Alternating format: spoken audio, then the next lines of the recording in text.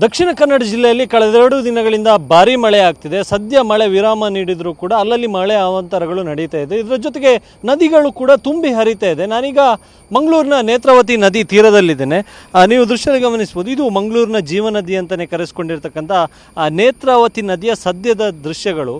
ಘಟ್ಟ ಪ್ರದೇಶದಲ್ಲಿ ಇದರ ಜೊತೆಗೆ ದಕ್ಷಿಣ ಕನ್ನಡ ಜಿಲ್ಲೆಯಲ್ಲಿ ಸಾಕಷ್ಟು ಪ್ರಮಾಣದಲ್ಲಿ ಮಳೆ ಸುರಿತಾ ಇದೆ. ಹೀಗಾಗಿ ಸಾಕಷ್ಟು ಪ್ರಮಾಣದ ನೀರು ನದಿಯಲ್ಲಿ ಬಂದು ಸೇರ್ತಾ ಇರುವಂಥದ್ದು. ಹೀಗಾಗಿ ನದಿ ಪ್ರಮುಖವಾಗಿ ನೇತ್ರಾವತಿ ನದಿ ತುಂಬಿ ಹರಿತಾ ಇದ್ದಾಳೆ. ಇದರ ಜೊತೆಗೆ ಬೇರೆ ಬೇರೆ ಅಂದರೆ ಕುಮಾರಧಾರ ನದಿ ಇರ್ಬೋದು, ಪಳುಗುಣಿ ನದಿ ಇರ್ಬೋದು, ನಂದಿನಿ ನದಿ ಇರ್ಬೋದು, ಇದೆಲ್ಲವೂ ಕೂಡ ತುಂಬಿ ಹರಿತಾ ಇದೆ.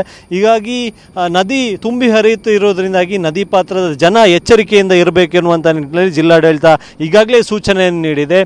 ಪ್ರಮುಖವಾಗಿ ಕುಮಾರಧಾರ ನದಿಯಲ್ಲಿ ಕೂಡ ಸಾಕಷ್ಟು ಪ್ರಮಾಣದ ನೀರು ಬಂದು ಸೇರ್ತಾ ಇರುವಂಥದ್ದು. ಕಳೆದ 2 ದಿವಸಗಳಿಂದ ಸಾಕಷ್ಟು ಪ್ರಮಾಣದಲ್ಲಿ ಜಿಲ್ಲೆಯಲ್ಲಿ ಮಳೆ ಆಗ್ತಿದೆ. ಇವತ್ತು ಬಿಟ್ಟು ಬಿಟ್ಟು ಮಳೆ ಆಗ್ತಿದೆ. ಹೀಗಾಗಿ ಜಿಲ್ಲಾಡಳಿತ ಮುನ್ನೆಚ್ಚರಿಕಾ ಕ್ರಮವಾಗಿ ಪ್ರೌಢಶಾಲೆವರೆಗೂ ಕೂಡ ಇವತ್ತು ರಜೆಯನ್ನು ಘೋಷಿಸಿದೆ. ಅಂದರೆ ಪ್ರಮುಖವಾಗಿ ಗ್ರಾಮೀಣ ಪ್ರದೇಶದಲ್ಲಿ ಸಾಕಷ್ಟು ಜನ ವಿದ್ಯಾರ್ಥಿಗಳು ಹಳ್ಳ ನದಿಗಳನ್ನು ದಾಟಿಕೊಂಡು ಬರಬೇಕಾದಂಥ ಪರಿಸ್ಥಿತಿ ಇರುತ್ತೆ. ಹೀಗಾಗಿ ನದಿಗಳಲ್ಲಿ ನೀರಿನ ಮಟ್ಟ ಹೆಚ್ಚಾಗಿರೋದ್ರಿಂದ ಯಾವುದೇ ರೀತಿಯಂಥ ಅಪಾಯ ಸಂಭವಿಸಬಾರ್ದು ಎನ್ನುವಂಥ ನಿಟ್ಟಿನಲ್ಲಿ ಮುನ್ನೆಚ್ಚರಿಕಾ ಕ್ರಮವಾಗಿ ಈ ಒಂದು ನಿರ್ಧಾರವನ್ನು ಜಿಲ್ಲಾಡಳಿತ ಮಾಡಿರುವಂಥದ್ದು. ಇದರ ಜೊತೆಗೆ ಸಾಕಷ್ಟು ಪ್ರಮಾಣದಲ್ಲಿ ಮಳೆಯಿಂದ ಹಾನಿಯೂ ಕೂಡ ಅಲ್ಲಲ್ಲಿ ಆಗಿರುವಂಥದ್ದು. ಇದರ ಜೊತೆಗೆ ತಗ್ಗು ಪ್ರದೇಶಗಳಿಗೆ ನೆರೆ ನೀರು ಕೂಡ ನುಗ್ಗಿರುವಂಥ ಘಟನೆಗಳು ಕೂಡ ನಡೆದಿರುವಂಥದ್ದು. ಇದರ ಜೊತೆಗೆ ಕಾಂಪೌಂಡ್ ಕುಸಿತ, ದರೆ ಕುಸಿದಂಥ ಘಟನೆ ಕೂಡ ಅಲ್ಲಲ್ಲಿ ವರದಿ ಆಗ್ತಿದೆ. ಸದ್ಯ ಇವತ್ತು ಜಿಲ್ಲೆಯಾದ್ಯಂತ ರೆಡ್ ಅಲರ್ಟ್ ಅನ್ನು ಕೂಡ ಹವಾಮಾನ ಇಲಾಖೆ ಘೋಷಣೆ ಮಾಡಿದೆ. ನೀವು ಗಮನಿಸಬಹುದು, ನೇತ್ರಾವತಿ ನದಿ ಸಾಕಷ್ಟು ಪ್ರಮಾಣದಲ್ಲಿ ಅಂದರೆ ನೀರು ನೇತ್ರಾವತಿ ನದಿಯಲ್ಲಿ ಹರಿತಿರುವಂಥದ್ದು. ಇಲ್ಲಿಂದ ಮುಂದೆ ಸಾಗಿ ನೇರವಾಗಿ ಇನ್ನೇನು ಕೆಲವೇ ದೂರದಲ್ಲಿ ಸಮುದ್ರ ಸೇರುತ್ತೆ.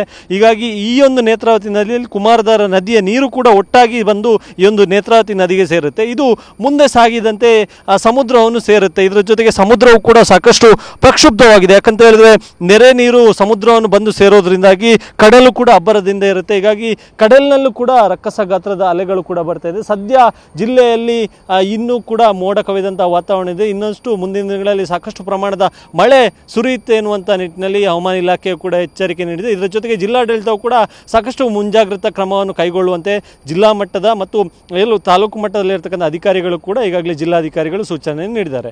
ಕ್ಯಾಮ್ರಾ ಪರ್ಸನ್ ವಿಲ್ಫೆಟ್ ಜೊತೆ ಅಶೋಕ್, TV9 ಮಂಗಳೂರು.